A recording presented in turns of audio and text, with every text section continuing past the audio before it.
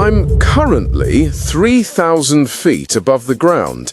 As I understand it, there's no parachute attached to me. But you know what? I don't give a fuck. Do you care? Does the fact that I might be a human splatter painting in the next 90 seconds bother you? Probably not. You don't know me. It's a strange, abstract piece of information. And that is the entire point. What if I told you that the secret to a life of profound freedom, the kind of freedom you ache for, is hidden inside that feeling? The feeling of not giving a fuck. Now, this isn't a permission slip for apathy or cruelty. It's the opposite. Hundreds of millions of people right now are suffering, not from war or famine, but from a quiet, internal disease. A pandemic of giving too many fucks about the wrong things. They live in a self-made prison of meaningless anxiety. A prison whose bars are forged from the imagined judgments of coworkers, strangers on the internet, and that person from high school they haven't spoken to in a decade. I'm Sam Carter, and I've spent the better part of my adult life studying the architecture of these self-made prisons. Not as a distant academic, but as a former inmate who had to find his own way out. Today, I'm going to give you the key.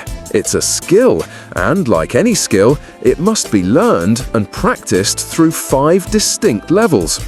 We're going to walk through them, not with theory, but with a real person, a fan named Garrett, a man who, by his own admission, gives way too many fucks.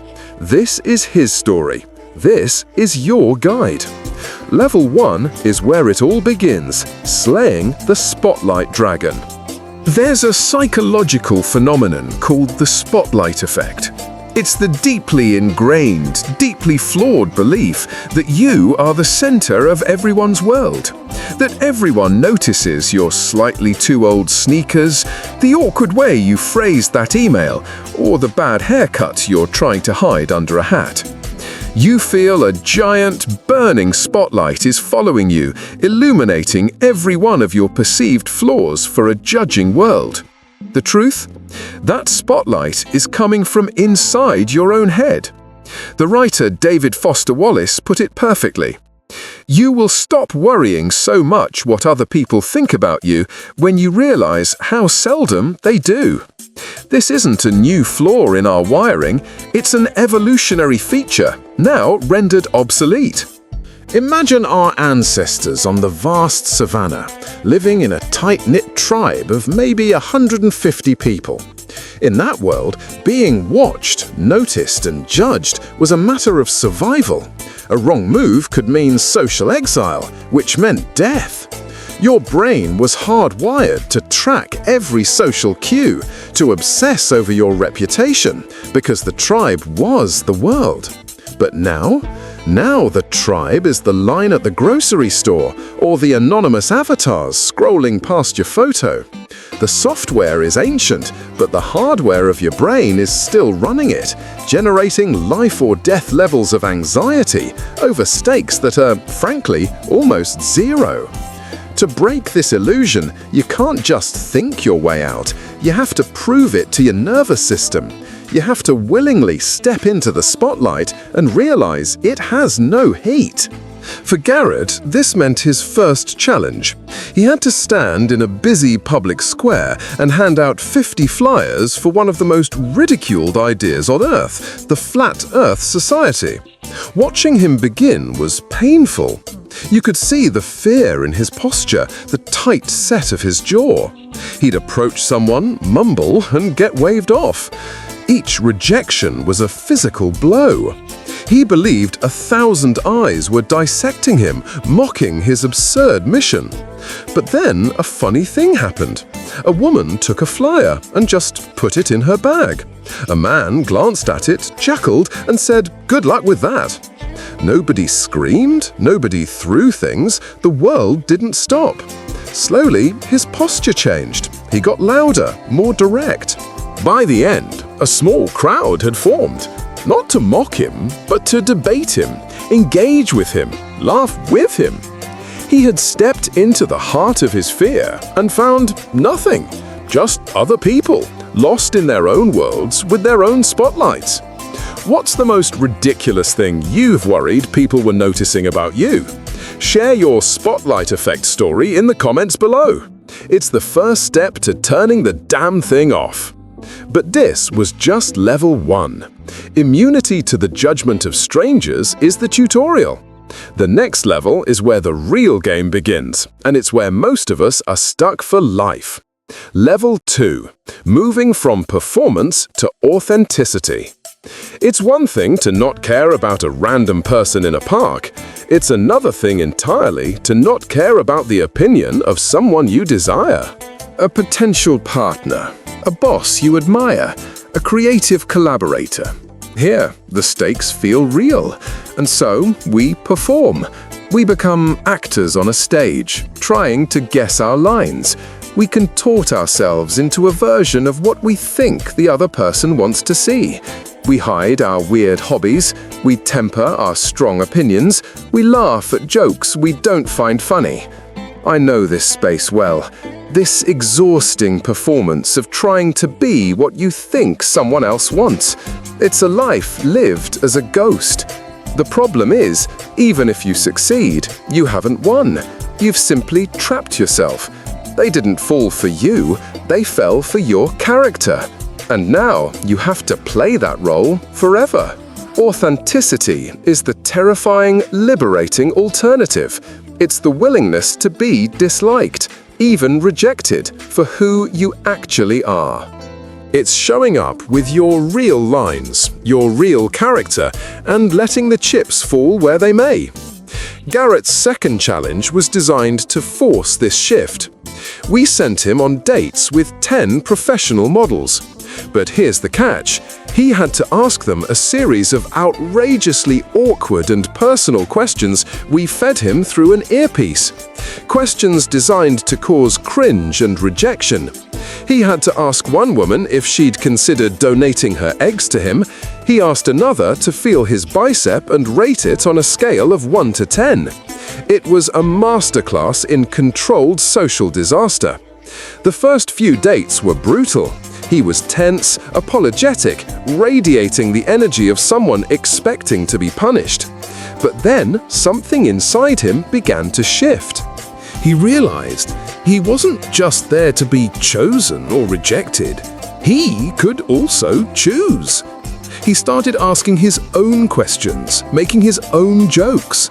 He stopped performing attractive man on a date and just started being Garrett. Some of the women were not into it, but a few were. They laughed, they opened up. He had a genuine conversation with one for 20 minutes. He was rejected, yes, but for the first time, he was being rejected for who he was, not for the failure of his performance. And in that, he found power. He was no longer a supplicant. He was an equal. This leads to level 3, and this, for me, is the philosophical heart of the entire journey. The unapologetic joy of sucking at something. Our culture has a toxic obsession with results. We believe that the only reason to do something is to be good at it. If you're not on a path to mastery, you're wasting your time. We attach our self-worth to the outcome, not the effort. And this results-oriented mindset is a thief of joy. Think about learning an instrument, say the guitar. The results-oriented person buys a guitar with a fantasy in their head, them on a stage effortlessly playing a blistering solo to an adoring crowd. They pick it up, practice for a week, their fingers are sore, they can't form a clean G chord, it sounds terrible. The gap between their fantasy and their reality is a chasm of disappointment, so they quit. The joy was conditional on achieving the result. The process-oriented person is different. They buy a guitar because they love the feeling of the wood, the smell of the strings. They find a small private joy in the clumsy discovery of a new chord, the barely there victory of a cleaner note than yesterday. The joy is not in the imagined concert, it is in the tangible, imperfect act of doing. One life is a constant state of failing to meet an impossible standard. The other is a constant state of discovery. To be truly free, you must give yourself permission to be unapologetically bad at things. You must embrace the suck. Garrett's third challenge was the embodiment of this. He had to learn how to breakdance, a notoriously difficult skill. After just one lesson, he had to go to a packed nightclub and perform. The result was exactly what you'd expect, a clumsy, awkward, uncoordinated mess. He looked less like a b-boy and more like a malfunctioning appliance. But as I watched him, surrounded by genuinely talented dancers, I saw the moment he let go. He stopped trying to be good. He stopped caring. And he just danced. He flailed. He spun. He fell. And he was smiling, a huge, authentic, ear-to-ear grin. As Garrett danced the way elderly people fuck, I realized that he was tasting for the first time the sweet, sweet internal freedom that comes from not giving a fuck. He wasn't good, he wasn't even mediocre, but he was joyful. And in a world that demands excellence, choosing joy over excellence is a revolutionary act. Which brings us to the pinnacle, level 4. You might think this is the final stage of selfishness, a total disregard for the world, but you'd be wrong. The highest level of not giving a fuck is the chicken suit of liberation. It's the realization that emotions are contagious, and once you have freed yourself from the prison of your own anxiety, you have a strange, almost moral duty to help free others. Your freedom becomes a lantern for them. So, the final challenge was twofold. Garrett, now brimming with a quiet confidence he'd never known, had to convince a total stranger to go skydiving with him. He had to transfer his newfound fearlessness to someone else, and he had to do it while wearing a ridiculous bright yellow chicken suit. He was no longer afraid of being chicken shit. He was now literally chicken shit. And he was okay with it. He approached person after person. He was funny, he was earnest, he was weird. He was completely unapologetically himself. Most people said no, but he didn't care. The rejections didn't sting anymore. They were just data. And then he found her, a young woman who was terrified but also intrigued. He didn't pressure her. He just shared his own journey, his own fears, and the freedom he found on the other side. And in a moment that was both hilarious and profoundly heartwarming, she said yes. This is the beautiful paradox. The journey of not giving a fuck, which starts as a purely selfish act of self-preservation, finds its ultimate expression in an act of service. You stop worrying about what others think of you, only to find you can now connect with them and help them on a level you never could before. And that is level 5, actually doing it, the final leap. Garrett, the woman he inspired, and another stranger he convinced along the way all went up in that plane. Which brings us back to where we started, 3,000 feet in the air. Look, you and everyone you know are going to die one day. That is the one deadline you cannot miss, the one final judgment you cannot appeal. We distract ourselves with 1,000 tiny, meaningless fears, the fear of embarrassment, of rejection, of failure, to avoid confronting this one massive, terrifying truth.